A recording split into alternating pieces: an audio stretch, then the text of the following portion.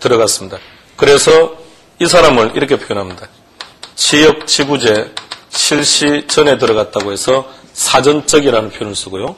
뒤에 들어간 사람들을 사후적이라는 말을 씁니다.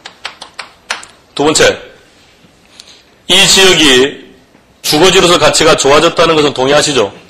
자, 그러면 그래서 가격이 상승한 겁니다. 그러면 A 지역과 인근에 있는 B 지역이나 C 지역의 가격도 상승한 겁니까? 응? 아니죠. 이 지역만 상승한 거지 이 지역은 상승을 안 한 거죠. 개발을 안 했는데 주거 전용이 된 것이 아니니까. 그렇다면 누구만 혜택을 보고 있는 겁니까? A 지역만. 그것을 이렇게 표현합니다. 독점이라는 말을 씁니다. 그래서 사전적 독점, 사후적 독점 이런 말이 나와요. 그런데 두 사람 중에 한쪽만 불로소득이 발생하고 있다는 겁니다. 어느 쪽이? 사전적 독점이. 그래서 첫 번째 문제, 사전적 독점이 문제라는 말입니다. 내용 봅니다. 문제점의 첫 번째, 지역지구제. 문제점 첫 번째, 무슨 문제? 초과이윤의 문제. 다른 말로 무슨 문제? 독점의 문제. 초과이윤 뒤에 독점돼 있죠? 근데 독점은 두 가지라고요. 사전적 독점도 있고 사후적 독점도 있는데 어떤 독점이 문제가 된다? 사전적 독점이 문제가 된다. 칠판으로 옵니다. 그런데 왜 사전적 독점을 우리가 문제라고 보느냐라는 얘기입니다. 어떤 지역이 개발되어서 지가가 상승하면 정부는 어떻게 해야 됩니까? 이 개발 이익을 환수해 가야 되죠. 그런데 지금 이 내용은 정부의 시장 개입으로 인해서 개인의 재산이 정식된 거죠. 그죠? 그것도 특정한 지역에만. 그것이 문제라는 얘기입니다. 그래서 첫 번째, 초과이윤의 문제를 제기하고 있습니다. 두 번째는 형평성이라고 그랬습니다. 여러분들이 살고 계신 지역이 주거 전용이 되었으면 좋겠습니까? 상업 전용이 되었으면 좋겠습니까? 자, 건전한 가치관, 빨리빨리, 가치관 바꿔요. 건전한 가치관. 자, 됐습니다. 여러분들이 살고 있는 지역이 주거 전용이 되었으면 좋겠습니까? 상업 전용이 되었으면 좋겠습니까? 주거 전용 같은 소리 하고 있네. 자, 뭐가 좋습니까? 왜 여러분들은 상업 전용을 선호하십니까? 그래요. 그래야 지가가 더 올라가서 비싸게 팔 거 아닙니까?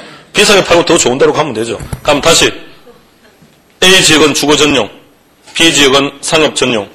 지역과 지역 간의 용적률 금표율 같다 다르다. 형평성 없다. 지역 간 형평성은 무시되고 있다는 겁니다. 그런데 잘 봐요. 그런데 동일 주거 전용 지역 내에 동일 주거 지역 내에 살고 있는 사람들의 용적률 금표율은 어때요? 똑같죠. 세대 간 형평성은 유지된다는 뜻입니다. 동일 상업 전용 지역 내에 있는 모든 세대들의 용적률 금표율은요 똑같다는 얘기입니다. 두 번째 봅니다.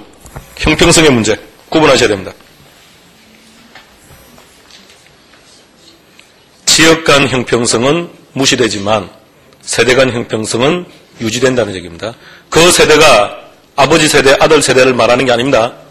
동일 지역에 살고 있는 동일한 사람들 이 얘기입니다. 그래서 지역 간 형평성은 무시되고 있지만 세대 간 형평성은 유지된다. 기억하세요.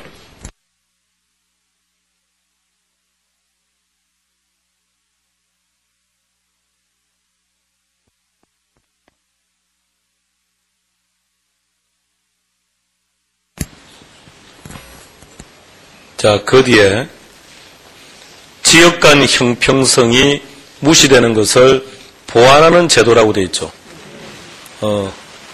이번 과정에서는 안 하고 넘어갔으면 좋겠는데 지금 그 1일 학습 문제 안에 제가 그 문제를 내놓았습니다. 그래서 일단 가볍게 그냥 언급은 하고 갑시다. 그냥 구경만 하는 거예요. 지역 간 형평성이 무시된다. 왜 지역 간 형평성이 무시된 겁니까? 보세요. 주거 전용, 상업 전용 누가 지정한 겁니까?